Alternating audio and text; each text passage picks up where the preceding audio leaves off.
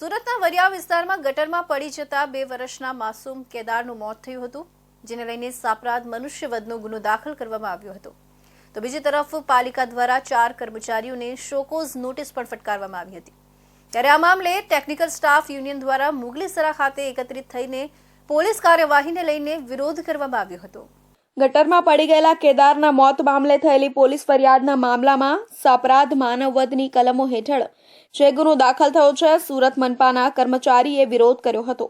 આવો ગુનો સુરત મહાનગરપાલિકાના કોઈપણ કર્મચારી સામે દાખલ ન થવો જોઈએ તેવી માંગણી કરવામાં આવી હતી. જાણે જવાબદાર અધિકારીઓને મનપાના કર્મચારીઓ પણ છાવરવા આગળ આવ્યા હોય એવું આ વિરોધ પરથી લાગી રહ્યું છે. એક તરફ જુનિયર અધિકારી સુપરવાઇઝર ચેતન રાણાનો જવાબનો સમય પૂર્ણ થયા બાદ પણ ઓર્ડર થતો નથી. અધિકારી સસ્પેન્ડ થાય તો જેલમાં જશે તેવું પાલિકાને ભાન થતા પાલિકાએ આ નિર્ણય અટકાવ્યો હતો. હવે તમામ કર્મચારીઓએ એકઠા થઈને આ ફરિયાદનો વિરોધ કર્યો હતો. ટેકનિકલ સ્ટાફ યુનિયનના પ્રમુખ અજય પટેલે જણાવ્યું હતું કે વરિયાવની ઘટના બની છે તે મામલે કમિશનર, મેયર અને સ્ટેન્ડિંગ કમિટી ચેરમેનને આવેદનપત્ર આપવા ભેગા થયા છે. જે ઘટના બની છે તે અકસ્માતે જે દીકરાનું અવસાન થયું છે તેના માટે સુરત મહાનગરપાલિકાના તમામ સ્ટાફ દુઃખની લાગણી વ્યક્ત કરી છે. અમારી સહાનુભૂતિ તેમની સાથે છે, પરંતુ પોલીસ તરફથી જે એફઆઈઆર દાખલ કરવામાં આવી છે, જે અરજી કરવામાં આવી છે તેમાં સાપરાધ માનવવધનો ગુનો દાખલ કરવામાં આવ્યો છે, એની સામે વિરોધ કરવામાં આવી રહ્યો છે. સુરત મહાનગરપાલિકાના કમિશનર તટસ્થ અને હકીકતલક્ષી અહેવાલ તૈયાર કરાવે અને તેમાં જો અમારો કર્મચારી કસૂરવાર રહે તો કર્મચારી પર સુરત મનપા જે કોઈ પગલાં લેશે તેમાં અમને કોઈ જાતનો વાંધો રહેશે નહીં. આટલા બધા કર્મચારીઓ કામ કરે છે, ઘણા બધા એવોર્ડ મળ્યા છે. કુદરતી હોનારત આફતોમાં આ જ કર્મચારીઓએ કામ કર્યું, પરંતુ તેમની કોઈ લાગણીને ધ્યાન આપવામાં આવતું નથી. ફક્ત ને ફક્ત એક નજીવી બાબત ઊભી થાય તો એના પર આટલી મોટી કલમો લગાવવાની જે વાત ચાલે છે તેનો અમારે વિરોધ છે. જે ઢાંકણ તૂટી ગયું છે કે કોઈ લઈ ગયું છે તેની કોઈ માહિતી નથી. ઢાંકણ ન હોવાને અકસ્માતે બાળકનું મોત થયું છે તેની અમે દુઃખની લાગણી વ્યક્ત કરીએ છીએ. અમે કોઈ પણ વ્યક્તિનો બચાવ કરતા નથી. સ્વીપિંગ મશીનની ખરીદીમાં ગેરરીતિ બાબતે જાણી જોઈને આ કાળા કાન કરાતા હોવાની ગંધ આવતા પૂર્વ કોર્પોરેટર વિજય પાનસુરિયાએ મ્યુનિસિપલ કમિશનર અને શહેરી વિકાસ સચિવને લીગલ નોટિસ ફટકારી હતી. સુરત મહાનગરપાલિકાના આર્થિક હિતોને કારણે કોરાણે મૂકી સુવ્યવસ્થિત રીતે આચરવામાં આવનાર ભ્રષ્ટાચારને અટકાવવામાંથી કમિશનરે હાથ અદ્ધર કર્યા હોય એવું વિજય પાનસુરિયાએ જણાવ્યું હતું. જીપીએસ સિસ્ટમ હોવા છતાં નાણાકીય ચૂકવણી કરતી વખતે તેનો ઉપયોગ ન કરવો તે દર્શાવે છે કે ખોટી રીતે અને બિનજરૂરી નાણાંની ચૂકવણી જે તે કોન્ટ્રાક્ટરને કરવામાં આવે છે. સુરત મહાનગરપાલિકા ફરી એક વખતે વિવાદમાં આવી છે. રોજબરોજ ટેન્ડરની શરતોની ઉપરવટ જઈને માનીતાઓને ફાયદો પહોંચાડવાનું સુરત મનપા માટે રોજિંદુ થઈ ગયું છે. પાલિકાના અધિકારીઓને પણ આ કામમાં હવે તો ફાવટ આવી ગઈ હોય તેવું લાગી રહ્યું છે. આ જ પ્રકારની એક ગેરરીતિ કે જે રોડ રસ્તાઓને મિકેનિકલ સ્વીપિંગ મશીન મારફત સફાઈ કરવાના હેતુસર 16 મિકેનિકલ રોડ સ્વીપર મશીનની ખરીદી અને તેના 7 વર્ષના વ્યાપક સંચાલન અને જાળવણીના કામગીરીની સોંપણી સહિત વધુ 3 વર્ષ ઇજારો લંબાવવા બાબતના કામે જોવા મળી છે. 16 જેટલા મિકેનિકલ સ્વીપર મશીનનો કેપિટલ ખર્ચ 20 કરોડ 29 લાખ અને ઓપરેશન અને મેન્ટેનન્સનો ખર્ચ પ્રથમ વર્ષ રૂપિયા 20 કરોડ 77 લાખ 5,600 અને બીજા વર્ષમાં રૂપિયા 22 કરોડ 18 લાખ 75,200 સંદર્ભે ટેન્ડર બહાર પાડવામાં આવ્યું છે. તે બાબતે કેટલીક ગેરરીતિ ધ્યાને આવતા પૂર્વ કોર્પોરેટર વિજય પાનસેરિયાએ મનપા કમિશનર શાલિની અગ્રવાલ અને શહેર વિકાસ અગ્ર સચિવને લીગલ નોટિસ પાઠવી તેનો 15 દિવસમાં ખુલાસો પૂછ્યો હતો. વિજય પાનસેરિયાએ આ બાબતે જણાવ્યું હતું કે 7 વર્ષમાં 171 કરોડ અને કોન્ટ્રાક્ટ વધુ 3 વર્ષ માટે લંબાવવામાં આવે તો 265 કરોડનો ખર્ચ થાય.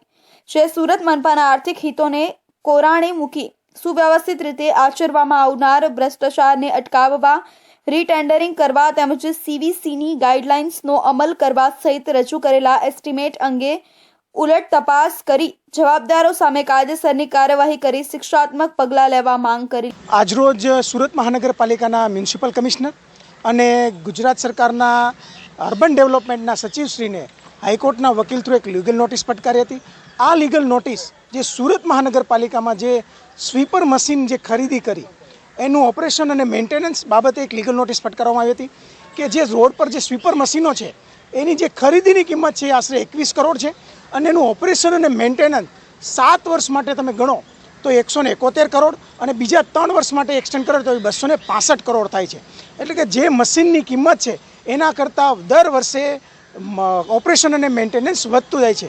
તો એ જે ગેરરીતિ થઈ છે આ બાબતની એક લીગલ નોટિસ ફટકારવામાં આવી હતી. આપ જોશો કે એક મશીનની કિંમત આપણે આશરે ગણીએ તો 1.5 કરોડ થાય છે.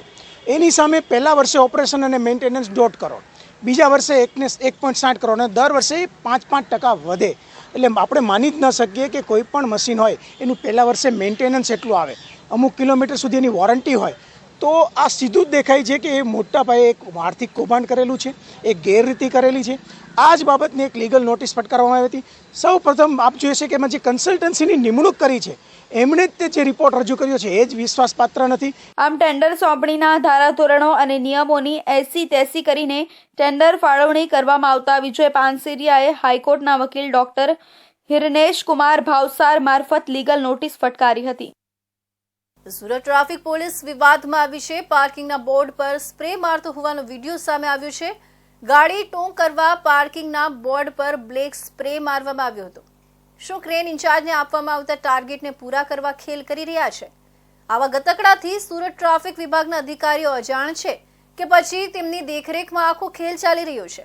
આ વાયરલ વિડીયો સિવિલ 4 રસ્તા નજીકનો હોવાનું સામે આવી રહ્યું છે. સુરત શહેરમાં ટ્રાફિકના નિયમો કડક કરવાની વાતો તો ઘણી થાય છે, પણ હવે સુરત ટ્રાફિક પોલીસ પર ગંભીર આક્ષેપ થઈ રહ્યા છે. એક વાયરલ વિડીયોએ તંત્રની કાર્યપ્રણાલીને સવાલો હેઠળ મૂકી દીધું છે. આ વિડીયોમાં જોઈ શકાય છે કે કેવી રીતે પાર્કિંગના બોર્ડ પર બ્લેક સ્પ્રે મારીને તેને અજમાવવા માટે પ્રયત્ન કરવામાં આવે છે. પ્રશ્ન એ થાય છે કે શું ક્રેન ઇન્ચાર્જને આપવામાં આવતા ટાર્ગેટને પૂરા કરવા માટે આ ગતકડું ચલાવવામાં આવી રહ્યું છે? શું નિર્દોષ નાગરિકોને ફસાવવામાં આવી રહ્યા છે? પાલિકાનો બોર્ડ જ ન દેખાય તો કોઈ ગાડી પાર્ક કરી દે અને પછી તેને ટો કરવામાં આવે. આ તો સ્પષ્ટ છે કે જાણે સુરતીઓ સાથે ઠગાઈ થઈ રહી હોય. આમ ટ્રાફિક વિભાગ આ મુદ્દા પર શું કરી રહ્યું છે? શું તંત્રના અધિકારીઓ આ ગતકડા અંગે અજાણ છે? આ મુદ્દે ટ્રાફિક પોલીસ અધિકારી તપાસ કરી રહ્યા છે, પરંતુ હજુ સુધી કોઈ સત્તાવાર નિવેદન મળ્યું નથી. જો આનો યોગ્ય નિકાલ ન થાય તો નાગરિકોમાં ભય અને ભ્રમ વધશે. શું સુરત ટ્રાફિક પોલીસ આ મામલે કોઈ કાર્યવાહી કરશે કે પછી આ વિવાદ ભવિષ્યમાં વધુ ગંભીર સંજોગો ઊભા કરશે? સુરતના મોરાભાગળ વિસ્તારમાં યુવતીને તેના પ્રેમીએ લગ્ન કરવાની ના પાડતા યુવતી આપઘાત કરવા હાઈટેન્શન ટાવર પર ચડી ગઈ હતી. ઘટનાની જાણ થતાં ફાયર વિભાગે સ્થળે પહોંચી યુવતીનું મહામુસીબતે રેસ્ક્યુ કરી નીચે ઉતારી હતી. ઉલ્લેખનીય છે કે યુવતી મૂળ ઓડિશાની રહેવાસી છે અને દિલ્હી તે કામ કરે છે અને ત્યાંથી તે પોતાના પ્રેમીને મળવા સુરત આવી હતી. અહીં હોટલમાં રોકાણ બાદ બોયફ્રેન્ડે અને ગર્લફ્રેન્ડ વચ્ચે લગ્નની વાતને લઈને ઝઘડો થયો હતો અને યુવકે લગ્ન કરવાની ના પાડતા યુવતીએ સુસાઇડ કરવાનો પ્રયાસ કર્યો હતો. દિલ્હીથી યુવતી સિંગણપોર વિસ્તારમાં રહેતા તેના પ્રેમીને મળવા માટે આવી હતી. ગઈકાલ રાતે તેઓ બંને હોટેલમાં રોકાયા હતા. સવારે યુવતી અને તેનો પ્રેમી હોટેલમાં જમવા માટે ગયા હતા. તે દરમિયાન તેમના વચ્ચે લગ્નની બાબતને લઈને માથાકૂટ થઈ હતી. યુવતી હોટેલમાં જમી રહી હતી ત્યારે તેનો સામાન અને રૂપિયા લઈને તેનો પ્રેમી ફરાર થઈ ગયો હતો. યુવતીએ સુસાઇડ કરવાનો વિચાર કર્યો હતો અને તાપી નદી કિનારે કોઝવે પાસે જઈને હાઈ ટેન્શન ટાવર ઉપર ચડી ગઈ હતી. સ્ટેશન ઓફિસર ધર્મેશ પટેલે જણાવ્યું કે યુવતી હાઈ ટેન્શન લાઇન પર ચડી હોવાનો કોલ મળતાની સાથે જ અમે ઘટના સ્થળ ઉપર પહોંચી ગયા હતા. યુવતી ટાવરના 4થા પિલર ઉપર હતી. અમે તેને ઘણી સમજાવી હતી અને ત્યારબાદ ધીરે ધીરે તેને વાતમાં રાખીને ફાયરના જવાનો સાથે ઉપર ચડીને તેને નીચે ઉતારી દીધી હતી. નીચે પડી ન જાય તેના માટે વ્યવસ્થિત તેને બાંધી દીધી હતી, જેથી કરીને ઉતારતી વખતે પણ જો તે કૂદી પડે તો કોઈ ઈજા ન થાય. યુવતી દિલ્હીથી સુરત આવી હોવાનું જણાવ્યું હતું. માથાના ભાગે ઈજા થવાથી લોહી નીકળતું હતું, જેથી તેને સારવાર માટે હોસ્પિટલમાં મોકલવામાં આવી હતી. આ મામલે યુવતીએ જણાવ્યું હતું કે હું દિલ્હીથી મારા પ્રેમીને મળવા માટે સુરત આવી હતી. છેલ્લા ઘણા વર્ષોથી હું તેની સાથે પ્રેમમાં હતી. અમારી વચ્ચે શારીરિક સંબંધો પણ બંધાયા હતા. સુરત આવીને તેની સાથે લગ્ન કરવાની વાત કરતા તે મારો સામાન લઈને ભાગી છૂટ્યો હતો. આખરે મેં જીવન ટૂંકાવવાનું નક્કી કરી લીધું હતું, જેથી હું હાઈ ટેન્શન ટાવર ઉપર ચડી હતી. તો શિવ કાર્તિક કોમ્પ્લેક્સમાં મારામારીની ઘટના સામે આવી છે. વેસુ પોલીસની હદમાં ખુલ્લેઆમ મારામારીના વિડીયો વાયરલ થયા હતા. જય બજરંગ શાકભાજીની દુકાનમાં મારામારીની ઘટના બની હતી. જીમના 3 થી 4 લોકો આવીને મારામારી કરી ગયા હોવાનું જાણવા મળ્યું છે. આ તમામ ઘટનાના સીસીટીવી ફૂટેજ સામે આવ્યા છે. વેસુ વિસ્તારમાં ખુલ્લેઆમ મારામારીના સીસીટીવી ફૂટેજ વાયરલ થયા છે.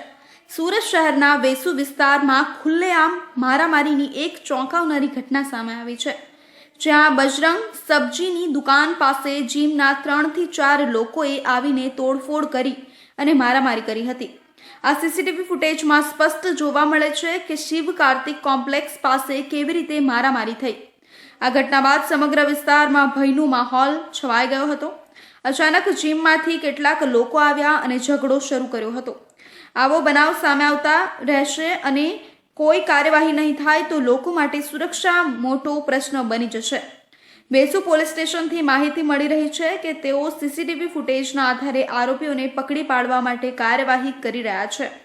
હાલ આ કેસમાં કોણ દોષિત છે, શું પોલીસ કાર્યવાહી કરશે, આ મામલો ચર્ચાસ્પદ બન્યો છે. સચિન જીઆરડીસી વિસ્તારમાં ગેરકાયદે ગેસ રિફિલિંગને કારણે મોટી દુર્ઘટના બની હતી. રામેશ્વર કોલોની યોગેશ્વરનગર સોસાયટીમાં આવેલા એક દુકાનમાં ગેસ સિલિન્ડર ફાટ્યો હતો. આ દુઃખદ ઘટનામાં એક બુઝુર્ગ મહિલાનું ગળું ધડથી અલગ થઈ ગયું હતું. આ અંગે સચિન જીઆરડીસી પોલીસ ટીમ તાત્કાલિક સ્થળ પર પહોંચી કાર્યવાહી હાથ ધરી હતી. સચિન જીઆરડીસી વિસ્તારમાં ગેરકાયદે ગેસ રિફિલિંગને કારણે એકવાર ફરી એક મોટી દુર્ઘટના બની છે. મંગળવારના રોજ આશરે 12:30 વાગ્યે રામેશ્વર કોલોની યોગેશ્વરનગર સોસાયટીમાં આવેલા એક દુકાનમાં ગેસ સિલિન્ડર ફાટ્યો. આ દુઃખદ ઘટનામાં એક બુઝુર્ગ મહિલા દ્વારા ગળા ડહોરથી અલગ થઈ ગયા, જેના કારણે તેઓનું સ્થળ પર જ મૃત્યુ થઈ ગયું. ઘટના અંગે માહિતી મળતા સચિન જીઆરડીસી પોલીસ ટીમ તાત્કાલિક સ્થળ પર પહોંચી. પોલીસ ઇન્સ્પેક્ટર કુલદીપસિંહ ગોહિલે જણાવ્યું કે ઘટના માટે સાચું કારણ એફએસએલ રિપોર્ટ બાદ જ સ્પષ્ટ થશે, પરંતુ પ્રારંભિક તપાસ અનુસાર એ વાત સામે આવી છે કે દુકાનમાં ગેરકાયદે ગેસ રિફિલિંગ થઈ રહી હતી. સચિન અને આસપાસના વિસ્તારોમાં મોટા પાયે શ્રમજીવી પરિવારો વસે છે. મોંઘવારી અને દસ્તાવેજોની અભાવના કારણે તેઓ કાયદેસર ગેસ કનેક્શન પ્રાપ્ત કરવા મંજૂર નથી. આનો લાભ ગેરકાયદે ગેસ માફિયા ઉઠાવે છે, જે વેપાર અને નિવાસી ગેસ સિલિન્ડરથી નાના અનધિકૃત સિલિન્ડરમાં રિફિલિંગ કરે છે અને મોંઘા ભાવે વેચે છે. આ સિલિન્ડર કોઈપણ સુરક્ષા માપદંડોથી વિમુક્ત હોય છે અને તેમનો ગુણવત્તા ખૂબ ખતરનાક સ્તરે ખરાબ હોય છે. પ્રશાસનની ઘોર અવગણના સામે આ ગેરકાયદે કારોબારનો જાળ ઝડપથી ફેલાઈ રહ્યો છે. સચિન, પાંડેસરા, કડોદરા, પલસાણા અને આસપાસના ઔદ્યોગિક વિસ્તારોમાં ગેરકાયદે ગેસ રિફિલિંગના કારણે પહેલા પણ ઘણી વિસ્ફોટક ઘટનાઓ બની છે, પરંતુ પ્રશાસન અને પુરવઠા વિભાગ મૌન રહી છે. દરેક દુર્ઘટના પછી થોડા સમય માટે હોબલાવ બનતા હોય છે, પરંતુ પછી આ મુદ્દો ઠંડા બસ્તામાં જવામાં આવે છે. સમયસર પ્રશાસને કડક પગલાં લીધા હોત તો આજે આ દુઃખદ ઘટનાની સ્થિતિ ન હોય. અને હવે પ્રશ્ન એ છે કે ક્યારે સુધી આ ગેરકાનૂની ગેસ માફિયાઓના કારણે નિર્દોષ લોકો જીવ ગુમાવતા રહેશે. આ પહેલીવાર નથી કે સચિન વિસ્તારમાં આવા પ્રકારની દુર્ઘટના બની છે. સ્થાનિક લોકો પ્રશાસનથી માંગ કરે છે કે ગેરકાનૂની ગેસ રિફિલિંગના વેપારીઓ પર કડક કાર્યવાહી થાય.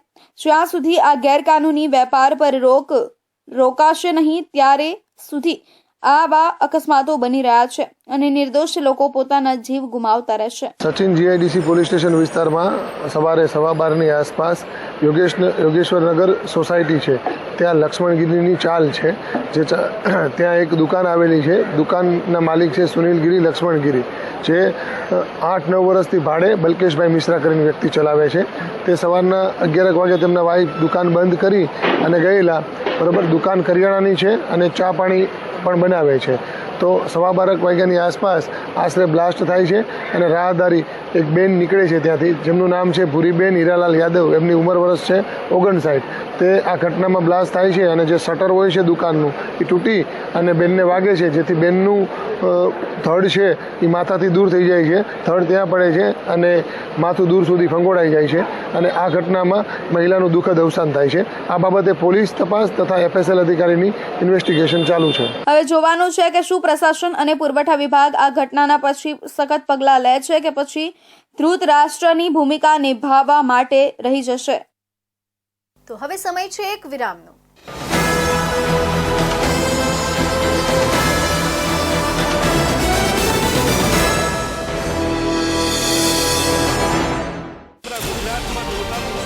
ગુજરાતની જનતાનો અવાજ. તમારી સમસ્યા માટે અમે ઉઠાવીશું અવાજ. સરકારના દરેક નિર્ણયના સમાચાર પહોંચશે જન જન સુધી. સરકાર અને જનતા વચ્ચે બનશે જોડવાની કડી ઇન્ડિયા ન્યૂઝ ગુજરાત. સમસ્યા તમારી, લડત અમારી.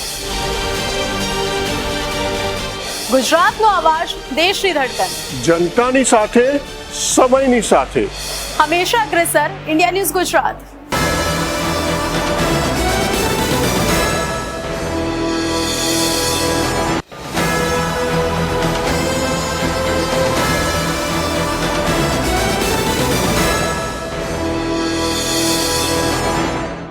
વિરામ બાદ ફરી આપ સૌનું સ્વાગત છે. જંબુસરના ઉચ્છદ ગામ નજીક આવેલા ટાઈમ ટેકનો કંપનીમાં ભીષણ આગ લાગી જતા નાસભાગ મચી ગઈ હતી. બનાવને પગલે 5 જેટલા ફાયર ફાઇટરની ટીમો ઘટના સ્થળે દોડી આવ્યા હતા. પોલીસ તંત્ર, મામલતદાર, રેવન્યુ સ્ટાફ સહિત ઘટના સ્થળે દોડી આવ્યા હતા. જોતજોતામાં આગે વિકરાળ સ્વરૂપ ધારણ કરતા વધુ ફાઇટર બોલાવાયા હતા. ભરૂચ જિલ્લાના જંબુસર તાલુકાના ઉચ્છદ ગામ નજીક આવેલી ટાઈમ ટેકનો કંપનીમાં મોડી રાત્રે ભીષણ આગ લાગવાની ઘટના સામે આવી હતી. રાત્રે 4 વાગ્યાના અરસામાં પ્લાસ્ટિકના ડૂમ બનાવતી આ કંપનીમાં અચાનક લાગેલી આગે થોડી જ વારમાં વિકરાળ સ્વરૂપ ધારણ કર્યું હતું, જેને ફાયર વિભાગની 12 ગાડીઓએ 9 કલાકની જહેમત બાદ માંડ કાબૂમાં લીધી હતી. આગની જાણ થતાં જ તાત્કાલિક ફાયર બ્રિગેડને જાણ કરવામાં આવી હતી. ઘટનાની ગંભીરતાને જોતા આસપાસના વિસ્તારમાંથી કુલ 12 ફાયરની ગાડીઓ ઘટના સ્થળે મોકલવામાં આવી હતી. પ્લાસ્ટિકના ડ્રમ બનાવવાની ફેક્ટરી હોવાના કારણે આગ પર કાબુ મેળવવામાં ફાયર ફાઇટર્સને ભારે મુશ્કેલીનો સામનો કરવો પડ્યો હતો. ઘટનાની જાણ થતાં જ પોલીસ તંત્ર, મામલતદાર અને રેવન્યુ સ્ટાફ સહિતના અધિકારીઓ પણ તાત્કાલિક ઘટના સ્થળે પહોંચી ગયા હતા. સૌથી મહત્વની વાત એ છે કે આ ભીષણ અકસ્માતમાં કોઈ જાનહાનિ થઈ નથી અને આગથી થયેલા નુકસાનનો અંદાજ હજુ લગાવી શકાયો નથી. આજરોજ વહેલી સવારે ટાઈમ ટેકનો પ્લાસ્ટ નામની કંપની ઉચ્છદ ગામ, તાલુકો જંબુસર, જેમાં અગમ્ય કારણોસર આગ લાગવાનો બનાવ બન્યો હતો, જેના પગલે નજીકની ઇન્ડસ્ટ્રીની ફાયર બ્રિગેડની ટીમો તેમજ આસપાસમાં વડોદરા કોર્પોરેશનની એક ટીમ તેમજ ભરૂચ ફાયર બ્રિગેડની એક ટીમ, દહેજ ડીએમસીની એમ ટોટલ 9 ગાડીઓએ ભારે જહેમત બાદ આગ પર કાબૂ મેળવેલ છે. સદનસીબે કોઈ જાનહાનિના અહેવાલ નથી. કેટલું નુકસાન થયું સાહેબ? સંપૂર્ણ કંપની અને ગોડાઉન બળીને ખાખ થયેલ છે. બીજું કંઈ? હાલમાં તો પરિસ્થિતિ અમારા દ્વારા કંટ્રોલમાં કરવામાં આવી છે. આગળ જે પણ તપાસ થશે તે બધી અહેવાલ રજૂ કરવામાં આવશે. જંબુસર મામલતદાર NS વસાવાએ જણાવ્યું હતું કે લગભગ મોડી રાત્રે 3:30 વાગ્યાથી 4 વાગ્યાના અરસામાં આગ લાગી હતી. બેરલ બનાવવાની કંપની છે, પ્લાસ્ટિકનું મટીરિયલ હતું. નજીકની કંપનીઓના ફાયર ફાઇટરોની મદદ લીધી હતી. પોલીસ ટીમ અને મેડિકલની ટીમને પણ ઘટના સ્થળે બોલાવવામાં આવી હતી. આગમાં કોઈ જાનહાનિ થઈ નથી, પરંતુ કંપનીને મોટું નુકસાન છે.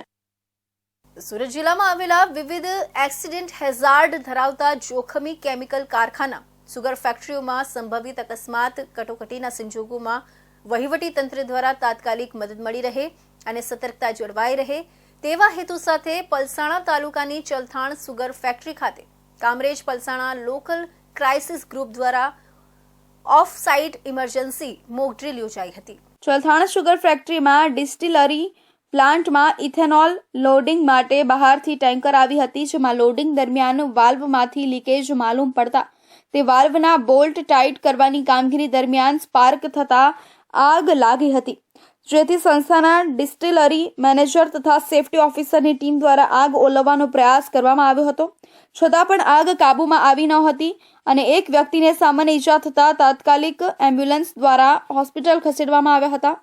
આગ વધુ પ્રસરતા ઓફસાઇડ ઇમરજન્સી જાહેર કરી મદદ માટે ડિઝાસ્ટર કંટ્રોલ રૂમ સુરતને જાણ કરવામાં આવી હતી, જેથી તત્કાલ લોકલ ક્રાઇસિસ ગ્રુપના ચેરમેન અને કામરેજના પ્રાંત અધિકારી VK પીપળિયાની સૂચના અનુસાર પોલીસ, ફાયરની ટીમ, GPCBના અધિકારીઓ ઘટના સ્થળે પહોંચીને ઇમરજન્સી કંટ્રોલ રૂમ કાર્યરત કર્યો હતો. સૌના સહિયારા પ્રયાસોથી ભારે જહેમત બાદ આગ પર કાબુ મેળવાયો હતો.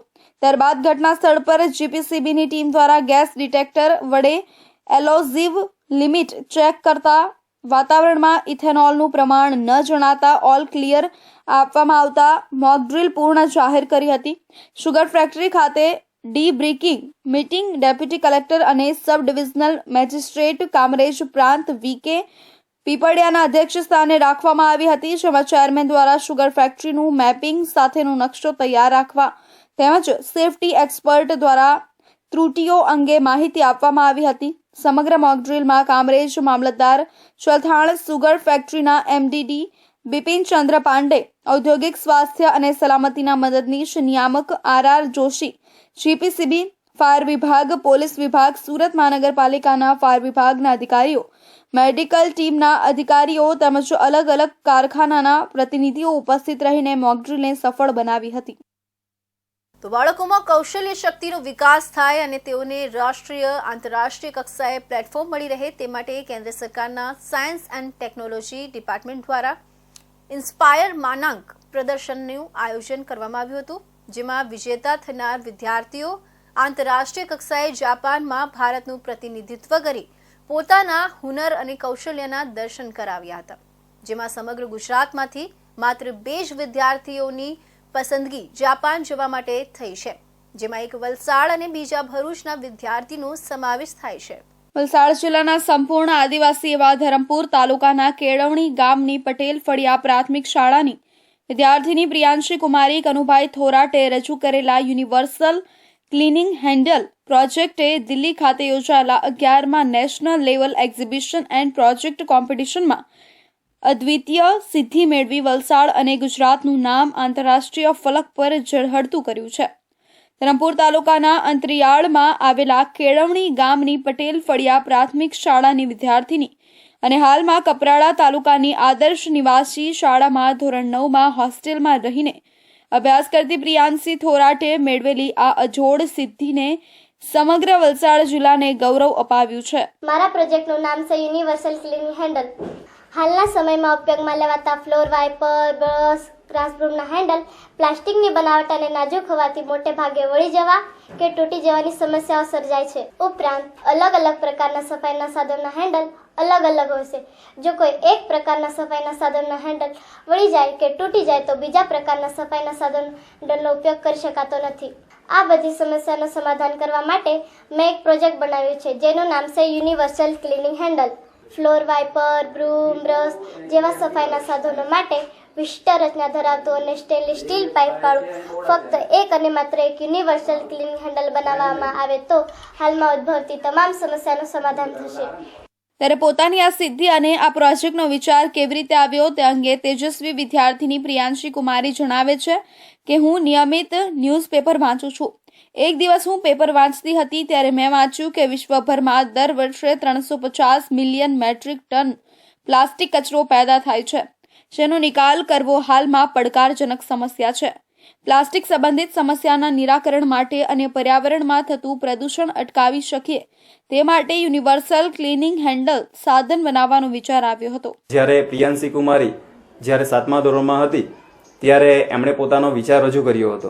અત્યારે હાલમાં કેટલું બધું પ્રદૂષણ થઈ રહ્યું છે અને એના માટે હું શું કરી શકીશ, એના માટે થોડું એમને ગાઈડલાઈન આપવામાં આવ્યું અને પછી એમણે પોતાનો વિચાર રજૂ કર્યો કે અત્યારે હાલમાં જે સફાઈના જુદા જુદા સાધનો ખરા એમાં ઘણું બધું પ્લાસ્ટિકનો વેસ્ટ થાય છે, કે આપણે જો એક જ હેન્ડલ બનાવવામાં આવે કે જે વળે જ નહીં અને તૂટે પણ નહીં અને લાઈફ ટાઈમ સુધી ટકી રહે એવું જો બનાવવામાં આવે તો આપણે પ્લાસ્ટિક રિલેટેડ ઘણો પ્રોબ્લેમ આપણે સોલ્વ કરી શકીશું. કેળવણી પટેલ ફળિયા પ્રાથમિક શાળાના માર્ગદર્શક શિક્ષક જતીન કુમાર પટેલે જણાવ્યું કે વિદ્યાર્થીની પ્રિયાંશી કુમારીએ મને પર્યાવરણને પ્રદૂષિત થતું અટકાવવા માટે આ પ્રકારના સાધન બનાવવાની વાત કરતા તેને જરૂરી માર્ગદર્શન આપ્યું હતું, જેના આધારે આ પ્રોજેક્ટ તૈયાર કરી જિલ્લા કક્ષાએ રજૂ કરતા પસંદગી પામ્યો હતો.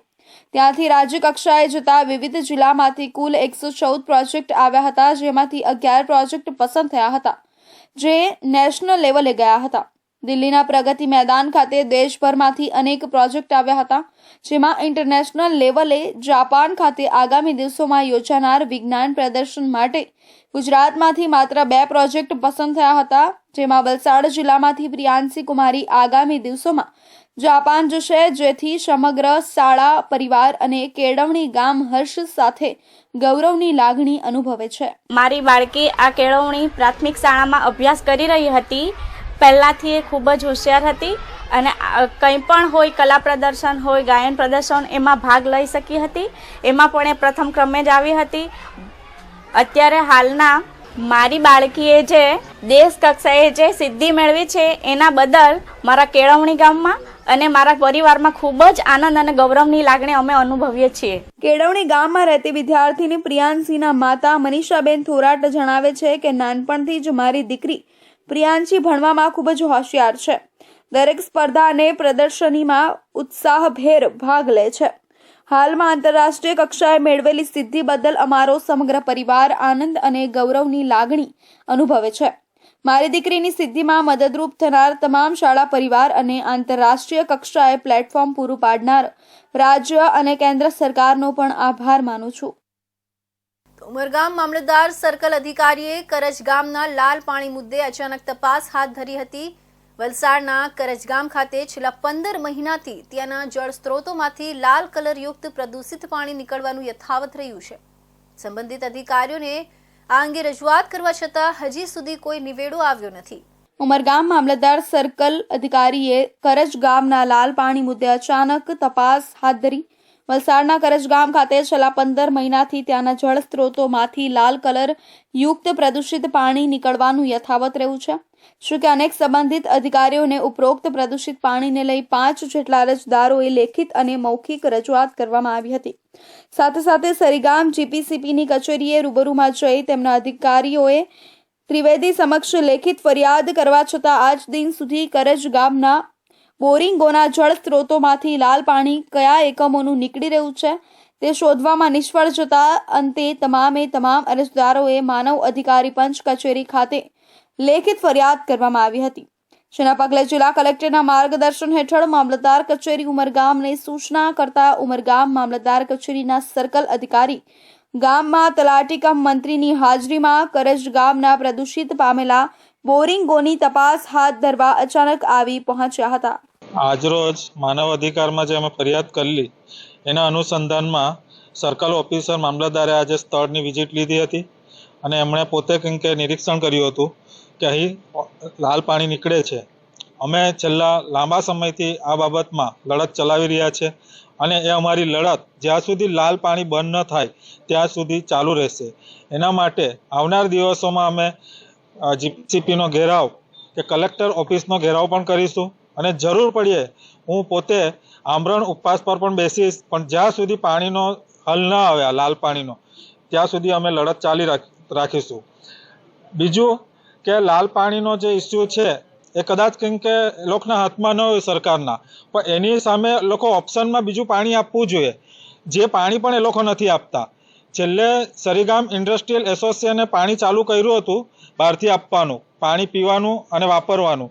પહેલા વાપરવાનું પાણી બંધ કરી દીધું, પછી હવે પીવાનું પાણી પણ બંધ કરી દીધું છે. 5 અરજદારોને ટેલિફોનિક જાણ કરી ઘટના સ્થળ પર બોલાવી તેમની હાજરીમાં તમામ બોરિંગોની તપાસ હાથ ધરવામાં આવી હતી. જ્યાં સર્કલ અધિકારીની હાજરીમાં જે બોરિંગના પાણીઓ હાલે પણ લાલ નીકળતા સર્કલ અધિકારીએ ઘટના સ્થળ ઉપર જ પંચ કેસ કરી મામલતદાર રિપોર્ટ સુપ્રત કરવામાં આવ્યો હતો. તો આ હતા સુરત બુલેટિનના મહત્વના સમાચાર. નવા સમાચાર સાથે ફરી મળીશું. ત્યાં સુધી જોતા રહેજો ઇન્ડિયા ન્યૂઝ ગુજરાત.